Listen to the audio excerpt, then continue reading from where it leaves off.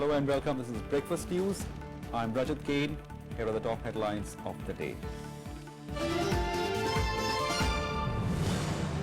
Election Commission not union budget on Feb 1st, but with riders.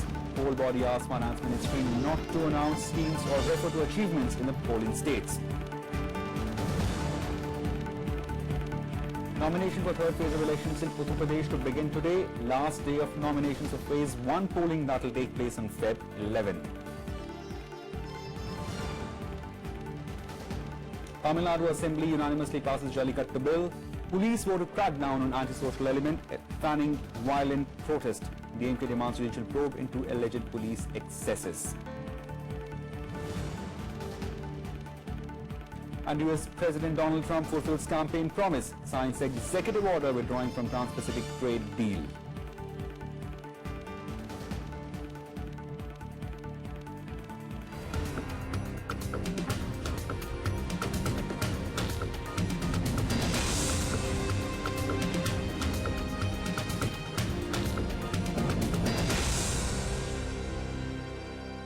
Lok Sabha Speaker Sumitra Maharaj and Parliamentary Affairs Minister Anand Kumar have convened a separate all-party meetings on January 30th ahead of the beginning of the budget session of the Parliament.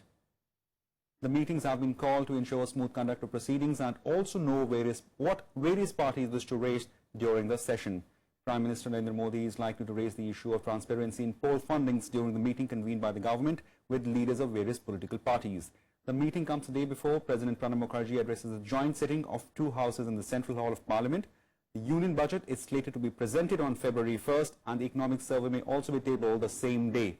The first half of the session will be a short affair and will end on February 9th as it's being held in the middle of assembly polls in 5 states. The second half of the session will begin on March 9th and will conclude on April 12th.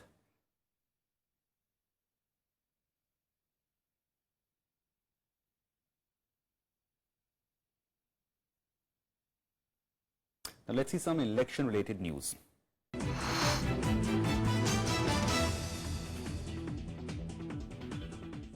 The Election Commission last night gave its nod to the centre to present union budget on February 1st ahead of the polls in 5 states. But the poll body said no schemes related to these poll-bound states can be announced and the Finance Minister's speech should not refer to government's achievement in the states. It also reminded the government of a 2009 advisory which said a vote on account instead of full-fledged budget is presented ahead of elections as per the convention. It also said in Finance Minister's speech the government achievement in respect of 5 states will not be highlighted in any manner. Polls in Uttar Pradesh, Uttarakhand, Manipur, Punjab and Goa will be held between February 4th and March 8th. चुनाव आयोग से ये उम्मीद की जाती है कि वो अपने संवैधानिक जिम्मेदारी पूरा करेंगे किसी तरह से आम बजट में, क्योंकि मोदी सरकार की पहले से आदत रही है किसी तरह से प्रलोभन लोभ देने की मोदी सरकार द्वारा अगर प्रयत्न की जाएगी तो उस पर चुनाव आयोग उचित कार्रवाई करेंगे। साल में जो है वो 12 महीने कहीं कोई न कोई चुनाव होते रहते हैं। बजट जो है किसी एक राज्य का या किसी एक राज्य से रिलेटेड नहीं होता। बजट जो है वो पूरे देश का होता है। इसलिए जो लोग उसको रोकने की बात या जो लोग उसको बढ़ाने की बात कर रहे थे उसमें तर्क नहीं था, तथ्य नहीं था, बल्कि राजनीतिक उसके कारण थे। The Supreme Court on Monday dismissed a petition to delay the annual budget. The opposition had sought that the budget presentation be postponed in view of the assembly elections in 5 states. They had alleged the budget announcement might help the ruling party to influence voters. Dismissing a plea filed by Delhi-based advocate ML Sharma, the Supreme Court said there was no indication that it would influence voters in the state elections. Budget session this year will start from January 31st and the Union Budget and Economic Survey of India are slated to be presented a day after.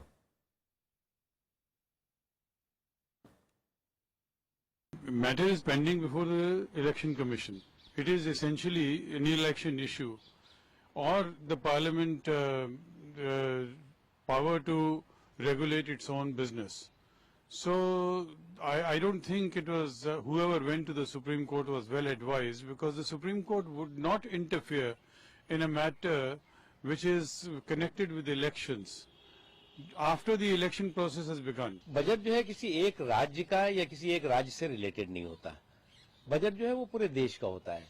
इसलिए जो लोग उसको रोकने की बात या जो लोग उसको बढ़ाने की बात कर रहे थे उसमें तर्क नहीं था, तथ्य नहीं था, बल्कि राजनीतिक उसके कारण थे। बहुत अच्छा है कि जो सुप्रीम कोर्ट का भी डिसीजन है वो भी बिल्कुल जो संवैधानिक ड्यूटी सरकार की है उसके तहत है। The filing of nominations for the third phase of polling in Uttar Pradesh will begin today. The process of filing papers will continue till January 31st and the last date of withdrawal is February 4th. 69 assembly seats spread over 12 districts will go to polls on February 19th in the third phase. The polling in the state will be done in 7 phases between February 11th and March 8th and the counting of the ballots will be on March 11th. Today is also the last date of filing nominations for the first phase polling, for which voting will be held on February 11th. 73 constituencies spread over 15 districts will vote in the first phase of UP. Akhilesh Yadav will kick off Samajwadi Party's election campaign from Sultanpur today. This will be his first election rally in the state after party made him president and won the battle of supremacy in the party over his father Mulayam Singh Yadav, who is now a patron. 5 constituencies in Sultanpur district will go to polls on February 27th in the 5th phase. There has been no word on why he chose to begin campaign from here rather than place that goes to poll in the first phase of the polling. Akhilesh will also address another rally in Lakhimpur on January 25th.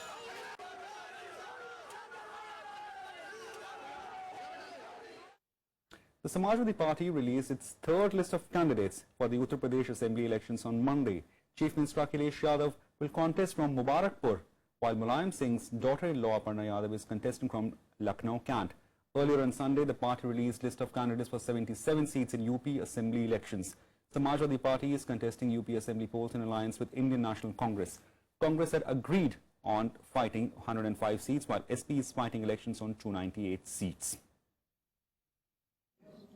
आप लोग गवाह हैं, विगत 5 वर्षों में लाख कोशिश के बाद भी ऐसे दल और ऐसे नेता जो नहीं चाहते कि जनता के हित में काम हो या विकास का जो कार्यक्रम है वो लागू हो, जब उन्हें 5 वर्ष में सफलता नहीं मिली, उनकी कोशिश थी कि यहाँ अराजकता का वातावरण व्याप्त हो जाए। The Goa Congress on Monday released party manifesto ahead of the upcoming Goa Assembly polls. The party promised free petrol for youth and wheat at ₹2, rice at ₹3 and sugar at ₹7 each. The manifesto also promises to provide free water and electricity to poor people without any increase in further taxes. Congress leader Jyotiraditya Scindia released the manifesto. The party has also promised to waive off outstanding mining loans to the extent of 1 lakh truck loans per family. Goa will go to polls on Feb 4th and the counting of the votes in the state will be held on March 11th.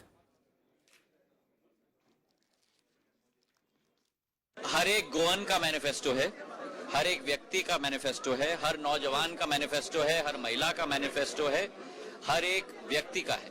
इसमें स्वास्थ्य की सुविधाएं, शिक्षा की सुविधाएं, बेरोजगारी भत्ता दिया जाएगा 5,000 रुपए का, जिसके घर में 1 लाख से कम आमदनी है। तो ये एक संयुक्त मैनिफेस्टो है जिसमें हर व्यक्ति की आशा अभिलाषा शामिल है। This is a manifesto which is dedicated to the youth, to the empowerment of youth, to empowerment of women, to empowerment of the workmen, to empowerment of every Goan. It's something different, we have done it. Replying to the Election Commission over the alleged bribery remark at a public rally in Goa, Delhi Chief Minister Arvind Kejriwal said his remarks were aimed at containing graft. In a letter to the Election Commissioner Naseem Zaidi, Kejriwal said his remarks are misinterpreted by the Election Commission. Kejriwal also sought a review of Election Commission's order to allow him to repeat the comments and asked poll panel to make him the brand ambassador to put an end to the bribery in elections. Home Minister Rajnath Singh will campaign for BJP candidates in Punjab from today. During his 2-day visit, Rajnath Singh will campaign in Abohar Fazlika, Firozpur, Pathankot, Mukeran and Rajpura Assembly constituency. Single-phase assembly elections in Punjab will be held on Feb 4th, where the incumbent BJP and Akali Dal is looking to get a straight third term. A total of 1,146 candidates are in fray for Punjab Assembly polls, which is set to witness a 3-cornered contest between Akali Dal BJP combined Congress and new on strength Aam Aadmi Party.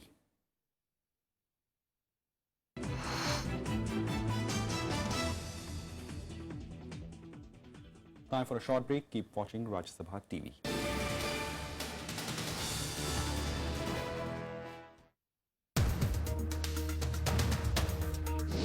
In the Lutyens bungalow zone of Delhi, there is a perception that you are not a favorite of the central leadership. Why? I was a disciplined soldier. I am a disciplined soldier. The people of the state would be giving the mandate. Because Aam Aadmi Party is very clear that they are an anti-casino culture party, but BJP's stand has been that of a flip-flop. We are unnecessarily being tarnished. All the 6 casinos which are floating in Mandavis is the gift of Congress government. Watch To The Point with Goa Chief Minister Lakshmikant Parsekar only on Rajya Sabha television.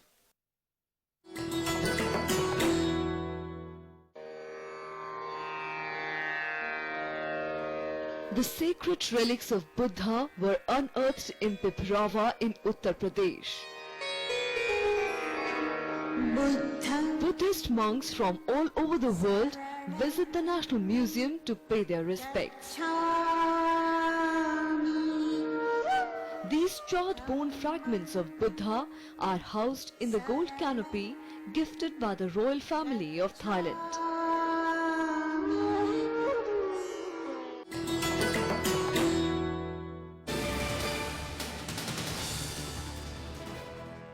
Welcome back.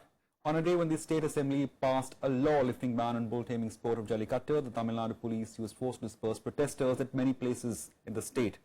The nearly 3-long-week protest where 1,000 people were assembled at Chennai's Marina Beach has been called remarkable, not only in terms of sheer scale, but also because of determination of young leaders to keep it apolitical and peaceful. The bill replacing an ordinance to revive Jallikattu passed unanimously by the Tamil Nadu Assembly during a special sitting on Monday. Chief Minister O. Pannirselvam tabled the bill. Several opposition leaders spoke in support of the bill.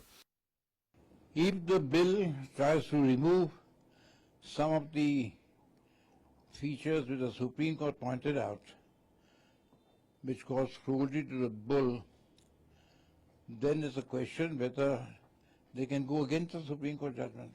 The development came on a day when Jallikattu protests across Tamil Nadu turned violent, with reports of stone pelting and lathi charge coming in from Chennai, Madurai and Coimbatore. State police tried to reclaim the Marina Beach shoreline 2 days before the Republic Day event. As appeals to clear the grounds failed, police in large numbers began lifting protesters physically. They managed to clear the grounds, with the district administration claiming they have the venue under their control. I should say that despite the gravest provocation, our police officers consistently fought and ensured that the minimum force was used to prevent any more violence and damage and to ensure the safety and security of the public.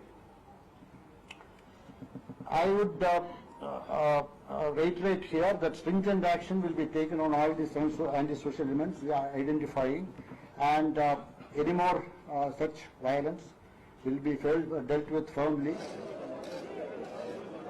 Despite promulgation of the ordinance lifting the ban on Jallikattu, protesters pledged to carry on the agitation till a permanent solution was found. Political parties appealed to people to call off their agitation, even as some condemned police action. I have no problem with the youth. I have full sympathy for the youth and also for other people from art and literature and other walks of life who are genuinely feeling that this should be allowed. It's a native sport and it should be allowed. But these people are trying to politicalize. That's why I appeal to all these youngsters, please call off the agitation. There must be leaders who are spearheading the campaign, and state government should talk to them and try to convince them and find a solution. And instead of that, state government should not engage police and resort to any police action and police serious action against the agitators. The police say 90% of protesters at Marina Beach have been evacuated. About 20 policemen have been injured in Monday's clashes. The centre also sought a report from the state government over the violence. The DMK, however, alleged police excesses. Working President M.K. Stalin met the governor and urged him to set up a judicial commission to probe the matter. The Madras High Court also directed the Tamil Nadu DGP to ensure safety of the public and pro-Jallikattu protesters. Nearly 70 caveats have been filed in the Supreme Court seeking prior hearing if pleas challenging the new bill passed by the Assembly come up. Monday completed nearly a week of protests against the ban on Jallikattu, a period that saw leading film, political and cultural personalities coming out in favour of the bull baiting sport in the state. Bureau Report, Rajya Sabha TV.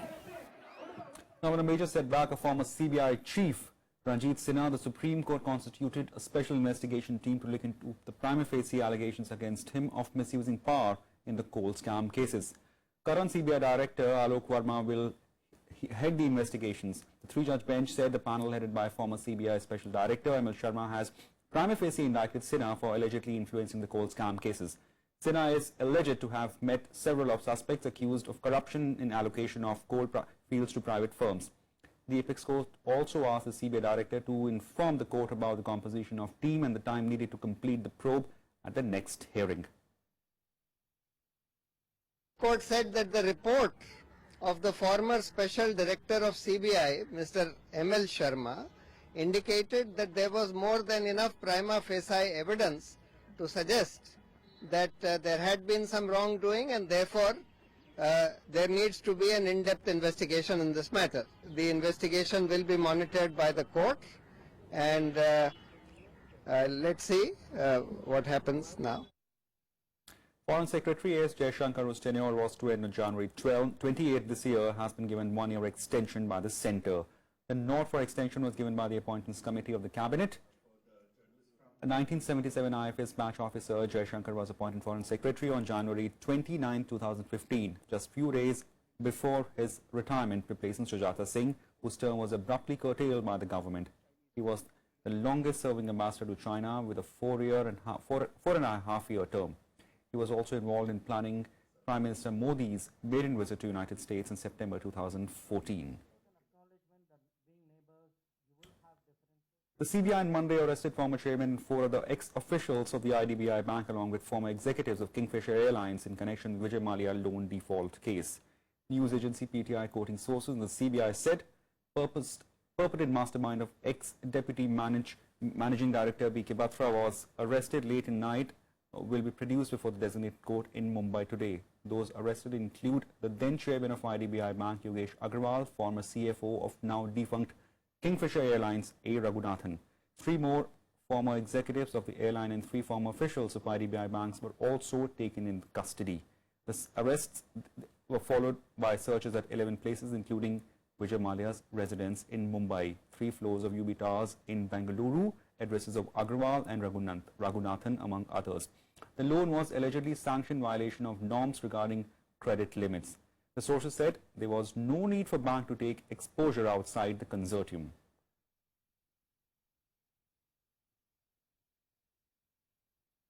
The Met Department has issued heavy snow warning for next 3 days in Himachal Pradesh. The warning has been issued from 25th to 27th of January in 7 districts of the state. The State Weather Department has issued heavy snowfall warning for Shimla, Sirbor, Mandi, Kullu, Chamba, Lahore and Spiti and Kinnaur district of the state. Some parts of Kangra district will also get snowfall and other parts of the state would get rains during next 4 days. The IMD has also put state government authorities on alert, keeping in mind heavy snowfall in the region. The Director of Weather Department Himachal Pradesh said the western disturbance is approaching Himachal Pradesh on 24th and will have impact till 27th of January in the region. एक western disturbance approach कर रही है जिसका effect कल से यानी कि 24 जनवरी से हो सकता है। तो अगले 2-3 दिन जो हिमाचल प्रदेश में बारिश और स्नोफॉल होने की पॉसिबिलिटी है। 24 तारीख को हिमाचल प्रदेश में Fairlie wide spread rain snow हो सकता है और कुछ एक इलाकों में हैवी स्नो होने की भी पॉसिबिलिटी है और 25 और 26 को थोड़ा सा इफेक्ट और बढ़ने की उम्मीद है, जिसमें जो हिमाचल प्रदेश के सभी जो इलाके हैं वहाँ पे रेन स्नो हो सकती है और स्कैटर्ड प्लेसेस पे हैवी रेन स्नो होने की भी पॉसिबिलिटी है और आइसोलेटेड प्लेसेस पे वेरी हैवी रेन स्नो हो सकता है। जो स्नोफॉल है वो हिमाचल प्रदेश के 7 डिस्ट्रिक्ट्स में होने की उम्मीद है। Prime Minister Narendra Modi on Monday presented the 2016 National Bravery Awards to 25 children for their exemplary act of courage and service. 8-year-old Tara Piju from Arunachal Pradesh, who sacrificed her life for saving 2 of her friends from drowning, was conferred Bharat Award, the highest of the bravery awards. Her parents held a framed picture of her while receiving the award. 12 girls and 13 boys received the award. 4 of the awards were given posthumously. Addressing the awardees, Prime Minister appealed to children to be familiar with every corner of the country to realize the dream of Ek Bharat, Shresth Bharat. Modi said they should consider their achievements as the beginning and not the end. He also asked children to adopt the habit of reading. पराक्रम किया है, मेरी आपको बहुत शुभकामनाएं हैं। पढ़ लिख करके बहुत आगे बढ़िए, जीवन को सफल बनाने की कोशिश कीजिए और सफलता कोई एक मुकाम पे नहीं होती है, हर डगर पे सफलता होती है, तब जाकर के मुकाम वाली सफलता हासिल होती है और उसको करते रहेंगे तो जीवन में बहुत सफलता मिलेगी। मैं आपको तो बधाई देता हूं, साथ साथ आपके परिवारजनों को बधाई देता हूं जिन्होंने आपको ये शिक्षा दीक्षा दी। I'll look at what will be making news in the day ahead. The Supreme Court is to announce names of the administrators for the BCCI today, even as it modified its earlier order by which a person having cumulative tenure of 9 years in the state association and BCCI would stand disqualified from holding any position in the apex cricket body. The court's modified order made it clear that a 9-year tenure of an office bearer in the state association or the BCCI shall not be considered cumulatively. A special Delhi court is to pronounce an order framing charges against former telecom minister Danidri Maran, his brother Kalanidhi Maran and others in Aircel Max's deal case lodged by the CBI and the Enforcement Directorate. All the accused have denied allegations against them made by the investigating agencies and have moved bail pleas. The Supreme Court will also hear a plea in connection with Ganga sewage treatment plan. The Apex Court earlier on January 17 had sought a fresh status report from the centre on its plan to revive Ganges. The report was sought on 32-year-old pending PIL filed by famous environmentalist MC Mehta. The NGT in December last year sternly criticized Uttar Pradesh Jal Nigam on its attitude and approach to the Ganga Action Plan, saying the institution is one of the best examples of uselessness as it has done nothing since its inception in 1975. Our top international focus. US President Donald Trump has fulfilled a campaign pledge by signing an executive order to withdraw from the Trans-Pacific Partnership or the TPP. The trade deal, which covered 40% of the world's economy, was negotiated in 2015 by nations including the US, Japan, Malaysia, Australia, New Zealand, China and Mexico. Trump's executive order on TPP was largely symbolic since the deal has not been ratified by a divided US Congress. During his presidential campaign, he had criticized the accord as potential disaster, arguing it harmed US manufacturing. TPP's stated aim was to strengthen economic ties and boost growth, including by reducing tariff. The 12-nation trade deal was a linchpin for former President Barack Obama's Asia's policy. Trump's move has intensified speculation over the future of 17-year-old North American Free Trade Agreement or NAFTA. On Monday, Trump said that he would negotiate free trade agreement between US, Canada and Mexico at a later date. All right, we're going to sign 3 memorandums right now. The first one is withdrawal from the United States from the Trans-Pacific Partnership. Everyone knows what that means, right? We've been talking about this for a long time. Thank you.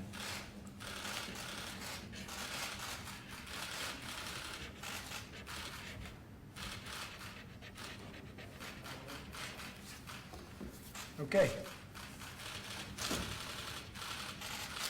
Great thing for the American worker, what we just did. We just officially terminated TPP.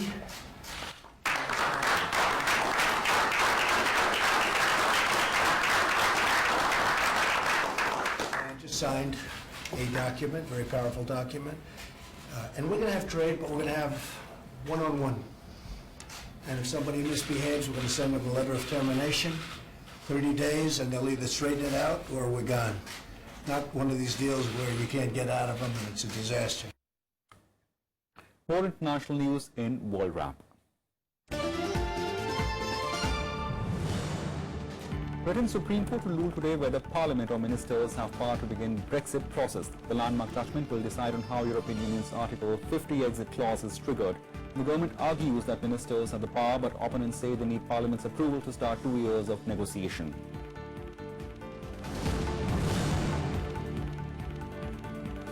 The first face-to-face meeting between Syrian government and rebel fighters in nearly 6 years of civil war ended abruptly on Monday. This as government and opposition traded barbs over interpretations of a ceasefire brokered by Russia and Turkey in late December. The Russia-Turkey organized meeting in Astana is aimed at strengthening a nationwide ceasefire and paving way towards UN-led political negotiations in Geneva on February 8th.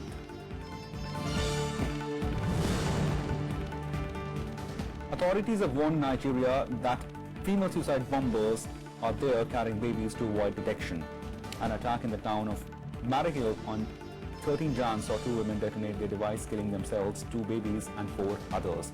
They have passed the vigilante checkpost, mistaken for civilians because they were carrying infants. Boko Haram is suspected of having carried out those attacks. A powerful storm system up US East Coast on Monday with pounding rains and high winds. This after tornadoes killed at least 18 people in Georgia and Mississippi over the weekend. 14 people died in Georgia, where an emergency has been declared for 7 countries. Mississippi reported 4 deaths from a tornado on Saturday, where severe weather also injured more than 50 people and damaged about 480 homes. That's it for now. Keep watching Rajya Sabha TV.